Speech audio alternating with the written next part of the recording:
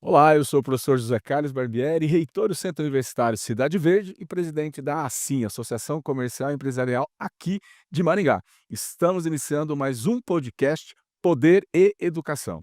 E hoje o nosso convidado é o empresário, empreendedor Danilo Alves. Danilo Alves é fundador da Crefaz, Investimentos e Financiamentos, uma fintech dedicada ao microcrédito. Ela foi fundada em 2013 e ela tem um destaque no mercado não só aqui de Maringá, do Paraná, mas no Brasil todo. A empresa cresceu significativamente, atendendo clientes em mais de 70% dos municípios brasileiros, oferecendo soluções financeiras inovadoras para as classes C, D e E.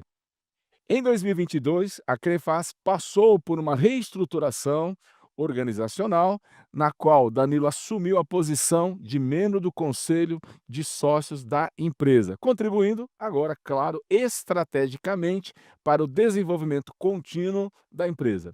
Danilo, seja muito bem-vindo ao podcast Poder e Educação. É um prazer recebê-lo aqui. Obrigado, Barbieri. O prazer é todo meu em estar aqui participando do podcast contigo.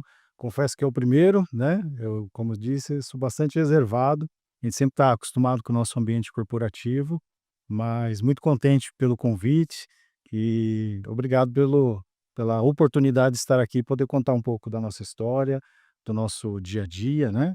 E de repente até ser inspiração para novos alunos, para empreendedores, né, futuros empreendedores desse país, Com certeza vai ser. tão grande aí, cheio de oportunidades, que eu tenho um carinho especial aí pela nossa nação. Que ótimo, muito bom ouvir isso, empreendedor jovem como você, pensando no futuro dos jovens e, claro, também no futuro da nossa nação. Danilo, você é formado em administração, mas claro que antes de entrar na faculdade, você deve ter exercido algumas funções, né, profissionais. Muito antes, claro, de fundar a Crefaz, né? Sim, sim. Comecei trabalhando muito cedo, né, comecei muito cedo, Barbieri. Com 14 anos de idade, praticamente, eu comecei minha vida de empreendedor, vamos dizer assim, né. Então eu sempre tive aquela coisa do empreendedorismo dentro de mim, eu sempre fui um bom vendedor. A verdade é essa, eu sempre fui um bom vendedor. Eu lembro quando criança, eu ganhei de um tio meu, meus familiares tinham propriedades rurais e tal, e um tio meu um dia me deu uma vaca e um alqueire de terra. Ele falou: "Ó, você tem um alqueire de terra e uma vaca". E eu, novinho, muito novinho, com 12 anos, falei: "Tio, o que que eu faço com isso?". Até que um dia a família vendeu o sítio, vendeu a propriedade e tal, e me veio um dinheirinho lá. Eu falei: "Caramba, o que que eu vou fazer com esse dinheiro?". E jovem, muito jovem, com 13, 14 anos, eu falei: "Eu vou".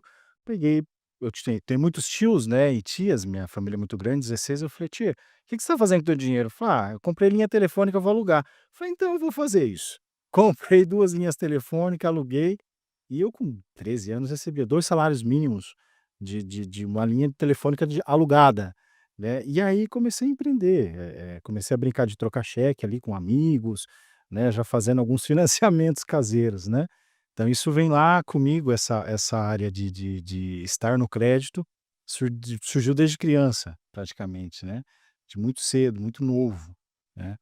Para você que é jovem, está nos ouvindo ou nos assistindo, no passado, a gente declarava no imposto de renda uma linha telefônica e tinham muitas pessoas como o Danilo que alugavam essas linhas telefônicas, para vocês verem como a comunicação naquela época ela era eficaz. E não é muito tempo atrás, porque o Danilo é um jovem. Exato. E tinha então aluguel, tinha que declarar no imposto de renda, Exatamente. você vendia, tinha até pessoas Tinha ações, especializadas. depois transformava-se em ações, havia negociações de ações de linhas telefônicas, era exatamente isso mesmo. Que mudança, né, que a gente teve aí nos últimos anos. Não, uma mudança significativa. Danilo, você fundou a Crefaz em 2013. O que te motivou a criar uma fintech focada em microcrédito para as classes C, D e E, que hoje atua no Brasil todo? Maravilha. Bom, eu vim, como eu disse, comecei a trabalhar muito novo, muito cedo, e ali com 17 anos, quando entrei na faculdade de administração de empresas na Toledo, né, eu fui buscar primeiramente o meu primeiro estágio, né, e eu queria um estágio remunerado de alguma empresa que fosse significativa, que agregasse algo em mim. E eu entrei na CCE, na época, né, a pessoa ainda bem, conserta, estraga, né. Mas naquela época eu tinha um salário praticamente a minha faculdade tinha 100 alunos, 50% era herdeiros ou filho de empresários muito bem-sucedidos e outros 50% precisava trabalhar para pagar a faculdade. Eu era esse 50% que precisava trabalhar para pagar a faculdade, embora tivesse meu capitalzinho ainda aplicado lá de toda essa histórico da linha telefônica, né. E aí eu falei: "Olha, eu quero trabalhar numa empresa grande", então eu recebia ligações na época era o CIE, eu falava: "Não, esse estágio eu quero essa área e essa área". Até que um dia veio um convite para trabalhar na CCE, e eu procurei me destacar na entrevista, tudo era muito concorrido na época, né, e a gente queria muito, a gente tinha um desejo de entrar numa grande empresa, e eu procurei fazer o meu melhor, né, como um bom vendedor, me vendi muito bem. Entrei na CCE, eu acho que eu fui o primeiro aluno na época a andar de avião para ir para São Paulo para fazer um treinamento, a participar de um treinamento, tudo aquilo a gente fica um pouco deslumbrado, né. E aí, dando início no trabalho da CCE, fiz um bom trabalho, só que eu precisava começar a viajar, visitava, grandes magazines, né, Magazine Luiza, Pernambucanas, Casas Bahia, para promover o produto. Eu falei: "Olha, agora eu quero entrar em banco". E aí fui me candidatar a uma vaga ao Banco Mercantil de São Paulo Finasa. Então eu falei: "Opa, agora é hora de entrar no crédito, né, que eu tanto gosto". E aí vale lembrar aqui, rapaz, um episódio da minha vida. Quando eu tinha meus 12 anos, 13 anos, eu morava em Palmitau, interior de São Paulo, De São Paulo. e a minha mãe disse assim: "Você vai fazer curso de datilografia". Eu falei: "Não vou fazer". "Não, você vai". "Não, mãe, agora é MS-DOS, é computador, eu não vou fazer esse curso". Ela falou: "Não, você vai". Minha falecida mãe faleceu há 2 anos atrás, e ela falou: "Você vai". E eu fiz meu curso de datilografia, bravo, mas escutem as suas mães, viu. Fiz o curso. Vamos lá. Na entrevista do Banco Mercantil de São Paulo, tinha 20 candidatos, foram eliminando alguns, ficaram 4. Na última fase da entrevista, Hum. tinha algumas coisas práticas e uma das provas era a datilografia. Pra quê? Aí, Sem olhar. sem olhar, aqui na ficha. E fui, e passei, né. Eu lembro que tinha colegas meus da minha sala que diziam: "Poxa vida", eu tinha namorado de um amigo meu, falou assim: "Poxa vida, você ganha tão bem na CCS, é um dos maiores salários de estágio aqui da sala, e você tirou a vaga da gente, não sei o quê". Eu falei: "Não, gente, é o meu destino é esse", né. E entrei no Mercantil São Paulo Finasa, depois fui para o Bradesco, o Bradesco comprou o Banco Mercantil, e eu navegava em várias áreas, né, eu sempre busquei me desafiar, então eu sempre digo, né, quando você tem sonhos, quando você tem, desejos, planejamento da sua vida, você tem que dividir isso com seus líderes, com seus colegas, com seus chefes, porque só assim eles vão saber onde você quer chegar, e eu fazia isso muito bem, né, então eu tive a Perfeito. oportunidade de passar em vários setores do banco, de vender vários produtos da agência, né, então fui gerente de pessoa física, pessoa jurídica, fiz de tudo dentro do banco. Só não fui caixa, porque eu sempre falei: "Não, isso aqui eu não quero, não me coloquem aqui", porque eu não tinha essa habilidade, né, então eu falei: "Vai faltar dinheiro todo dia, eu vou ter que ficar fazendo É vaquinha, tarde aí. até tarde fazer vaquinha". Achar o problema. Exatamente. E aí comecei minha carreira ali no banco, mas aí eu entendi o seguinte, eu sempre fui muito inovador, assim, Ótimo. o empreendedorismo estava dentro de mim, então assim, como eu vim de uma agência pequena, de um banco pequeno, então quando eu fui para um banco grande que era o Bradesco, eu via muita coisa, muitos processos, repetitivos, né, existia uma redundância de certas coisas que só juntava papel, enfim. E aí descobri um correio lá do banco, que eu mandava um correio para o banco e falava: "Olha, tem uma ideia aqui que esse formulário 161 está duplicado, não tem necessidade e tal", e fui mandando.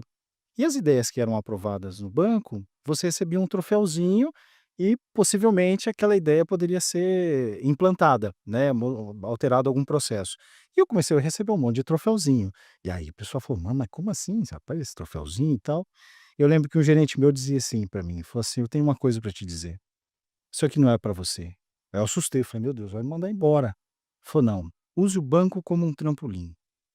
use o banco como um trampolim, isso aqui não é para você". Sábio, hein? Aí ele virou assim para o lado e falou: "Você quer ficar igual o Maurício?" Daí o Maurício era daquele tamanho careca: "Você quer ficar igual o Marcos?" Eu olhei, eu falei: "Não". "Quer ficar igual eu, tomando remédio?" Eu falei: "Também não". Naquela época a pressão dos bancários era muito grande, você tinha muitas metas, você já tinha alçadas. A gente tinha alçada para tudo. A gente fazia muita aprovação, não precisava ir para matrizes, os birôs que existem hoje, né. E aquilo ficou comigo, né. E aí surgiu a oportunidade de entrar na Claro, e aí quando a Claro estava entrando no Brasil, entrei em telecom e adquiri uma grande experiência de expansão de lojas. Então eu tinha comigo a experiência do crédito, juntando com a expansão da Claro, né, de telefonia, que estava entrando no Brasil, com a expansão de loja também. Fiz um excelente trabalho e naquela época eu comecei a perceber, estando na Claro, através dos agentes autorizados onde eu montava lojas, que existia um comportamento do crédito. Então o BMG abria uma lojinha ao lado, né, e Hum. formava aquela fila. Eu falei: "Espera lá, meu agente autorizado tem que investir, comprar celular, estocar um monte de mercadoria, lidar com o cliente". Era 5 vendedores, era 2 para vender e 3 para ensinar o cliente a mexer nos botãozinhos, como que desliga o alarme. Falei: "Caraca, meus agentes autorizados vão quebrar". E esse cara do lado, com internet, login e senha, vendendo crédito e com a Ferrari na frente. Tem alguma coisa estranha, esse negócio do mercado financeiro está diferente. Que foi quando entrou o consignado INSS, né, Certo. 2003 lá. E aí foi quando começou a fazer mais sentido para mim voltar ao crédito de alguma forma. E aí na época eu resolvi empreender, montei junto com um sócio do estado de São Paulo uma rede de franquias. Foi a primeira franquias de crédito consignado do Brasil na época. E a gente homologou vários bancos, fizemos parceria com grandes bancos de consignado INSS e começamos a vender franquias. E aí chegamos a 110 lojas, foi quando eu vim para o Paraná, em Maringá, eu estou há 16 anos aqui em Maringá, e nós começamos a expansão. Chegamos a cento e poucas lojas, aí tivemos uma divisão, comercial entre os diretores da época, aí numa nova marca chegamos a 350 lojas e tal. E aí, num determinado momento bom, conheci meu sócio na época que era o Cadu, era um franqueado meu de Londrina, né, que hoje é meu sócio na Crefaz, a gente começou junto aí nessa empreitada. E naquela época o que que aconteceu? O que que despertou o interesse de montar uma instituição financeira de fato? Para mim era algo muito distante, muito difícil, era só para os grandes, eu tinha isso comigo. Mas como foi mudando muito as regras do mercado financeiro, foi espremendo muito as margens de comissionamento dos parceiros, do canal Corban, do canal correspondente bancário, eu falei: "Poxa, chega de representar banco, eu quero ser o banco". Deu aquele estalo, eu falei: "Não, e como empresário sabe como é, né, Barbieri, você passa por altos e baixos, eu quase quebrei umas 4 vezes. É, quase quebrei É umas 4 difícil vezes. empreender no Brasil. É difícil, é O país difícil. não é para empreendedor, né? Não, não Tudo é. para dificultar. Você tem muita coisa contra, mas como diz o inclusive o nosso amigo César, né, se você faz o certo ele tem longevidade, né. É igual metiolate, na nossa época metiolate ardia, né. Aham. Então às vezes tem coisa que arde no começo, mas o benefício ele é para sempre. Ele Exato. é É importante que os jovens escutem isso. exato, Porque a gente observa nos jovens que qualquer probleminha, qualquer dificuldade já desiste. Existe tá fazendo um curso, desiste porque teve uma dificuldade, "Ai, estou muito cansado, eu trabalhei durante o dia, tenho que estudar à noite", e nós fazíamos isso, né. exato. Hoje se a gente está colhendo alguns louros, porque nós fizemos isso. Então você que é jovem, está nos assistindo, nos ouvindo, pensa exatamente nisso, ouça exatamente esse conselho do Danilo. Exatamente. E o mais importante é saber aonde quer chegar, é querer alguma coisa. O que me preocupa hoje, na nossa juventude, eu tenho filhas de 15, 16 anos, é querer de fato alguma coisa, você tem que querer. As coisas não vão cair do céu, né. A inteligência artificial está aí, algumas profissões serão substituídas? Sim, serão, mas quanto mais conhecimento você tiver, quanto mais experiência, vivência você tiver, vai ajudar a alimentar essa inteligência artificial. Que a inteligência artificial, os sêniors, serão benquistos no mercado, Sim. né. Hoje na Crefaz a gente tem 1.250 colaboradores, Mil aproximada 1.250. 1.250. Hoje tá nessa faixa aí. Chegamos ali quase 1.300, né, você sempre está contratando, né, tem esse grande desafio aí. Mas voltando lá, como eu estava dizendo, eu falei: "Poxa, chega de representar banco, eu quero ser o banco. E aí foi quando eu dividi, obviamente, com o Cadu, que era meu regional na época das franquias. Falei: "Cadu, eu vou para esse caminho, quer ir junto? Vem, porque eu vou". E aí eu digo para vocês, que querem empreender, que têm um sonho, que deseja, construir alguma coisa, escolha bons sócios, escolha bons sócios. Sócio ruim é pior que juros de banco. Sócio ruim é pior que juros de banco. Então, um dos grandes segredos de uma sociedade, de um negócio dar certo, é você ter um bom sócio. Porque às vezes o que na minha sociedade com ele, um completa o outro, né. O Cadu é mais de processos, um pouco mais analítico, eu sou mais comercial, mais estratégico, mais de inovação. Então, esse complemento é importante numa sociedade, né, de qualquer empresa. E aí foi quando começamos a colocar isso no papel, protocolamos no Banco Central, já montamos a Crefaz, pegamos bons consultores para nos ajudar. Isso é muito importante, por mais que você tenha uma ideia muito boa, não tenha medo de dividir. Às vezes as pessoas, esses jovens têm muitas ideias, né, a gente está na era da tecnologia e inovação. "Ai, mas eu não posso dividir porque vão roubar minha ideia", e eu tinha uma boa ideia, né, e você tem que dividir. Senão as pessoas não vão ajudar você a construir o seu sonho, né, mas divida com as pessoas certas, obviamente. Sim. E aí foi quando a gente protocolou no Banco Central, né, o pedido da abertura da instituição financeira, e a Crefaz aí soltou no Diário Oficial em 2013. Nós fomos a última instituição financeira aprovada pelo Bacen antes do Mensalão, que daí entrou o Mensalão, o Banco Central travou tudo, ficou Jogou 4 tudo. anos sem aprovar mais nada, né. E assim começou a nossa história ali. Legal. Hoje vocês estão em mais de 70% dos municípios brasileiros, né, estamos chegando aí quase 5.000 municípios, né, que vocês estão atuando. Quais estratégias foram fundamentais para essa expansão para todo o Brasil? Poxa, bacana. Nós somos uma empresa de Maringá, né, a gente estava bem quietinho aqui, acho que ninguém conhecia muito a Crefaz, porque a matriz sendo aqui, a gente não dependia necessariamente de Maringá ou de Paraná. Nós começamos nossa operação no Nordeste, né, basicamente no Ceará e no Rio de Janeiro, com microcrédito com débito na fatura de energia, né. Então a gente falou: "Olha", e aí o microcrédito veio com a necessidade que a gente percebeu que os grandes bancos só queriam fazer consignados, financiamento de veículo, e esse público C, D e E, ou melhor, D, E e F, vamos chamar assim, que é a grande base da pirâmide, estava muito desassistido, porque o cliente entrava numa loja, num Corban ou num banco, ou ele tinha que ser consignado, ou tinha que estar com o nome limpo, ou ganhar muito bem para ter acesso ao crédito. E aí foi quando a gente falou: "Poxa, tem algo diferente, tem oportunidade". E é onde eu digo: onde tem problema, tem oportunidade. E Exatamente. foi aí que a gente começou pelo Ceará e pelo Rio de Janeiro, né. Começamos pequenininho, emprestando um microcrédito de R$ 250, isso lá em 2014. Depois fomos entendendo o comportamento desse cliente em fatura, né, na conta de luz, porque é um produto sensível, a conta de luz é um produto sensível, ele tem muita regulação. Então eu tinha a regulação do Banco Central como instituição financeira, muito auditado, e do lado de lá, que você tem a ANAEL, Agência Nacional de Energia Elétrica, que as companhias seguem, que também é muito regulado. Então é um produto muito sensível. Então a gente optou, como sempre, né, em fazer o certo, né. Vamos começar pequenininho, mas fazendo sempre o certo, né, respeitando o cliente, respeitando a relação com um grande distribuidor, né.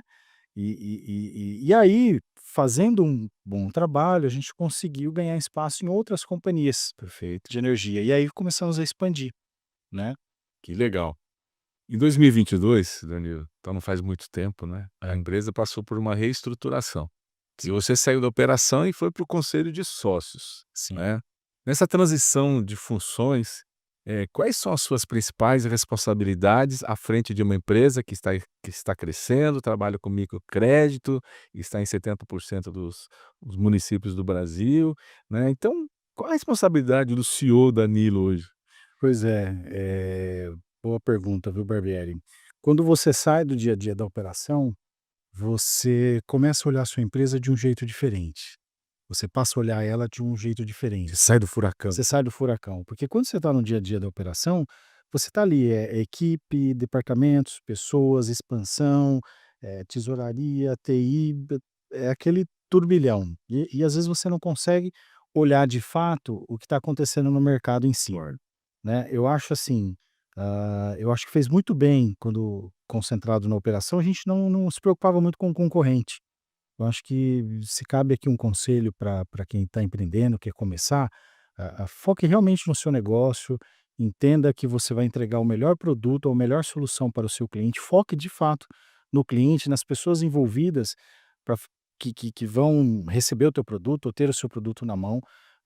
Então a gente teve muito isso como estratégia, de não olhar muito para a concorrência ou quem quisesse copiar o produto, a gente muito focado no que nós iríamos fazer. E estando hoje no conselho, eu consigo olhar aonde a gente tem mais oportunidades, que produtos fazem sentido para a nossa operação, né? Olhar estratégia, você tem mais tempo para reuniões mais estratégicas. Sim. E aí, obviamente, uma vez por mês, o CEO, hoje é o Amerson, né? Que é o nosso CEO, ele reporta para a gente tudo que foi feito no mês anterior, né, alinhado à estratégia que a gente fez lá em dezembro do ano passado.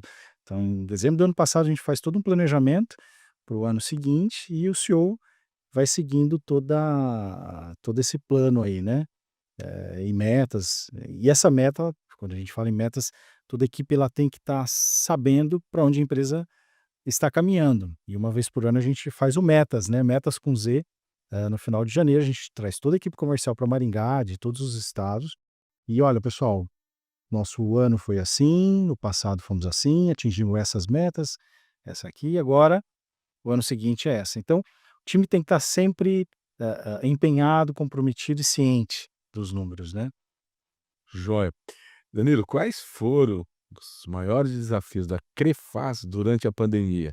Porque você conseguiu naquele momento, né, e pós-pandemia crescer significativamente, né? Sim, sim, nós pra você ter ideia, nós saímos de 250 colaboradores para 1.000 colaboradores em 2 anos.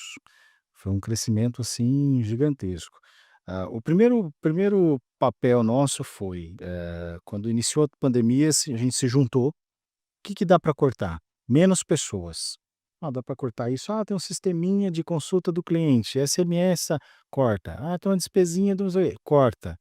Mas não cortamos pessoas. Então nós tínhamos 250 colaboradores e a gente falou: "Poxa, isso aqui é uma demanda represada". A gente tinha essa ciência que aquilo poderia ser um boom para o crédito na sequência. E deu certo, acho que a estratégia foi boa.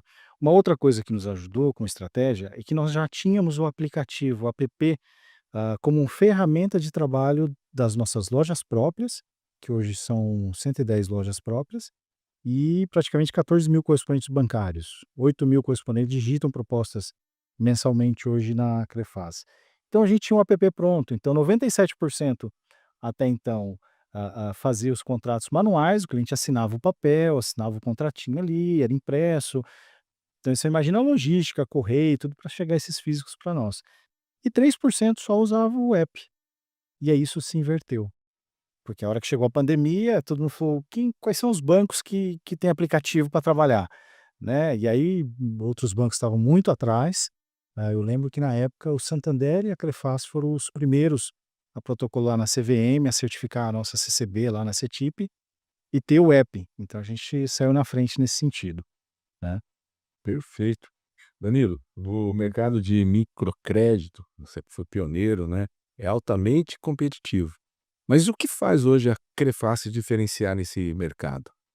Olha, Barbieri, o que que acontece? O cliente tomador de crédito, na sua maioria, do brasileiro, principalmente esse público C, D e E, ele é o público que busca o crédito emergencial. Ele não vai pegar um crédito, um microcrédito para realizar sonho. Ou ele vai, empreender de alguma forma num pequeno negócio dele, ou crédito emergencial para pagar conta, para sair de um sufoco. Isso é muito comum. E esse público, esse cliente, ele tem vergonha de ir num banco. Ele tem vergonha de passar por uma porta giratória, ele tem vergonha de chegar lá, pegar um cara todo engravatado, o gerente entregar o documento na mão dele. Ele morre de medo se algum amigo passar ali e ver que ele está tomando crédito, né, porque o dinheiro é um produto muito sensível, tem gente que sente-se muito à vontade em falar de dinheiro e tem gente que não, Sim, né, igual falar da vida sexual da pessoa, tem gente que fala tranquilamente, né, e tem gente que, né, se sente é um tabu. desconfortável. O crédito é assim, então a gente entendeu essa sensibilidade, o nosso trabalho é praticamente humanizado, né, eu não tenho uma plataforma que o cliente autocontrata um empréstimo, ele pode solicitar via plataforma, via site, via loja própria, correspondente bancário, mas o fechamento do contrato ainda é humanizado, então isso faz grande diferença para nós. A gente tem hoje entrada de propostas na Crefaz, bateu 2 milhões de pessoas no ano de janeiro, de pedidos de empréstimo, só para você ter ideia. Mais de 1% dos brasileiros fazem uso da Crefaz. Aqui na matriz. Aqui nesse prédio Nesse também prédio. para onde você vê. Exatamente, somos vizinhos. Danilo, você, né, tá nesse meio que é muito competitivo, atende às classes C, D e muitas vezes essas pessoas estão na informalidade. Como que vocês analisam para fazer a comprovação da renda e conceder o crédito? Esse é um grande desafio, né, Barbieri. A gente tem um produto, que é o consignado privado, onde eu convenio as empresas, né, acima de 500 funcionários, por exemplo, e a gente tem a visibilidade de quanto ele ganha, eu desconto na folha de pagamento, o consignado privado.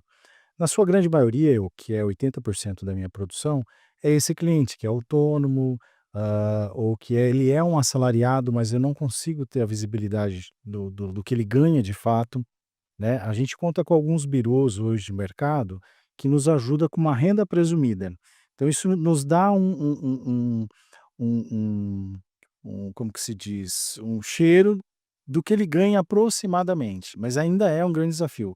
A gente tem um dos melhores birôs do país e a gente foi, com esse histórico de anos de crédito, a gente foi construindo também o nosso birô, né, entendendo quem é o bom pagador, quem é o cara que vai me dar inadimplência, né. Que o crédito, o que que eu digo? O crédito, 50% do sucesso do crédito é a concessão. Os outros 50% do sucesso do crédito é a cobrança e meio de pagamento, entende. Então a conta de luz, ela tem um apelo significativo psicológico de pagamento, o cliente: "Poxa, eu tenho que pagar e tal", então isso ajuda bastante, mas estamos no Brasil, você sabe, as leis são funcionam muito bem, né, para os 2 lados, para o empresário talvez é um pouco mais puxado, mas a inadimplência ela existe, mesmo no produto conta de energia, né, acontece, que é um direito do cliente também, ele pode chegar na companhia e falar: "Ó, só tenho R$ 100 para pagar a conta de luz, eu não tenho R$ 100 para pagar a parcela da Crefaz". É um direito dele, ele paga só o consumo, Hum. que é a relação que dá certo também com a companhia. Se Perfeito. fosse diferente, daria muito problema. Melhor. Uma coisa que a gente precisa implantar no Brasil para prosperidade é a educação financeira. Sim, Como que a Crefaz trabalha com a educação financeira, tanto internamente com seus colaboradores e também com os sim. mais de 2 milhões aí de clientes, né? Pois é, é outro grande desafio. A gente começou a fazer, há 4 anos atrás, um trabalho voltado com as empresas privadas, né, inicialmente. Então, exemplo de uma cooperativa, uma grande cooperativa que a gente tem aqui no interior do Paraná, o que que nós fazemos? Toda semana a gente tem um profissional que dá um curso de educação financeira para os colaboradores que desejam tomar crédito. Independente se ele vai fazer com o banco X, Y, Z. A gente dá o curso, a gente banca o curso, para esses cooperados. São mais de 16 mil funcionários dessa cooperativa. Feito isso, eles ganham um certificado nosso, que ele concluiu o curso de educação financeira. Entrega no RH e o RH libera para ele fazer o crédito. Então isso tem funcionado muito bem, porque você tem uma consciência do cliente tomar crédito, ajuda na inadimplência, caso ele venha a ser desligado, né. Já o cliente do crédito emergencial já é um grande desafio. A gente tem plataforma digital, que é o Nufaz, que a gente vem desenvolvendo educações financeiras para mandar o link para o cliente poder assistir. Mas eu não posso vincular isso à liberação do crédito. Eu, te, Certo. eu tenho que avaliar, aprovar, conceder o crédito e depois tentar educá-lo, né? Mas a iniciativa acontece. E quais são os planos futuros de expansão da Crefaz? Poxa, boa pergunta. A gente depois você atinge um determinado tamanho, né, você tem uma responsabilidade muito grande com colaboradores diretos, indiretos, parceiros, não pode parar, né. Então a gente está lançando aí o Crefaz Mais, que são produtos assistenciais, de benefícios, né, de medicina para consultas médicas. A gente está lançando também a conta digital, né, e também o cartão de crédito deve entrar até o final do ano, né. A gente já tem o refinanciamento de veículos, CDC Energia, né, pra você ter ideia, alguns estados o cliente pode ir até uma loja de Magazine, comprar uma geladeira, um fogão e parcelar na conta de energia, né. Mesmo cliente com impeditivos leves ali ou com a renda, sem comprovação da renda, a gente tem os nossos birôs que auxiliam nessa tomada de decisão. Mas Legal. é expandir para o lado do aplicativo, né, ter a conta digital. É muitos clientes entrando e a gente não tem o dia a dia ali com esse cliente, né. Perfeito. Para empreendedores que desejam ingressar no setor financeiro, né, principalmente do microcrédito, onde vocês são especialistas, que conselho você daria com base na experiência que você acumulou aí desde 2012, 2013? Poxa, bacana. Bom, eu aconselharia primeiramente, né, ninguém faz nada sozinho. Ninguém faz nada sozinho, você vai precisar se juntar com pessoas, que sonhem junto com você, o teu projeto, então procurem um bom sócio, né, bons parceiros. Eu acho que tem um caminho através de associações, existem algumas associações de instituições financeiras, como Febraban, a BSCM, que são associações de fintechs, instituições financeiras de pequeno, grande e médio porte, que auxiliam, inclusive para melhor escolha de um contador, de um bom jurídico, né, porque você vai precisar desse time para poder organizar uma estrutura, né. Você conceder crédito no país é algo muito sério. Nosso Banco Central ele é um dos melhores do mundo, premiado, né, há uma regulação, importante, né, então tem que fazer o certo. Então eu aconselharia isso, né, procurar bons parceiros. Te agradeço, Danilo, pela Obri oportunidade de estar aqui, né, apresentar a sua história, dando aí muitos insights para os nossos alunos, para as pessoas que estão nos vendo, que estão nos ouvindo, principalmente no mercado de microcrédito, que é um setor que está crescendo, tem muita inovação, né? Você sim, falou muito disso, muito regulamentado. Agora, se você quiser saber um pouquinho mais da Crefaz, você pode entrar no site que é www.crefaz.com.br. E lembrando você que este podcast Poder Educação é veiculado na Rádio UniCV e também no YouTube da nossa instituição. Muito obrigado, Danilo, muito obrigado a todos vocês, até o próximo. obrigado, Barbieri. Até mais.